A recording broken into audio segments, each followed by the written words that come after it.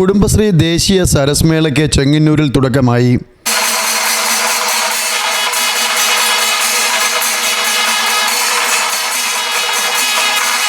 പ്രൗഢഗംഭീരമായ തുടക്കം മന്ത്രി MP രാജേഷ് ഉദ്ഘാടനം ചെയ്തു. സ്ത്രീ ശാക്തീകരണം എന്ന ആശയത്തെ യാഥാർത്ഥ്യമാക്കിയത് കുടുംബശ്രീയാണെന്നും സ്ത്രീകൾ പൊതുരംഗത്തേക്ക് കടന്നു വന്നത് കുടുംബശ്രീയുടെ വരവോടെയാണെന്നും അദ്ദേഹം പറഞ്ഞു. കഴിഞ്ഞ 10 സരസ്മേളകളിൽ നിന്നായി 5000-ഓളം സംരംഭകർക്ക് 78 കോടി രൂപ ലഭിച്ചു. 46 ലക്ഷം സ്ത്രീകൾ കുടുംബശ്രീയിൽ അംഗങ്ങളാണെന്നും മന്ത്രി പറഞ്ഞു.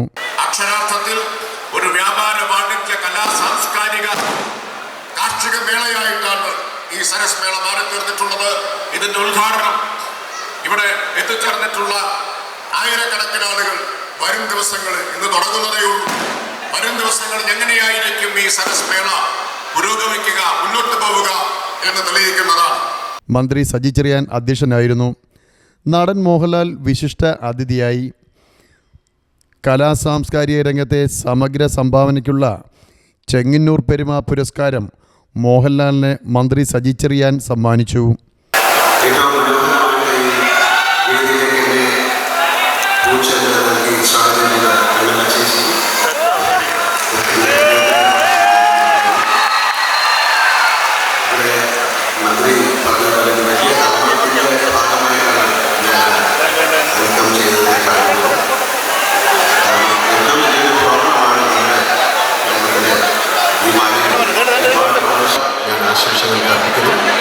ഒരിക്കൽ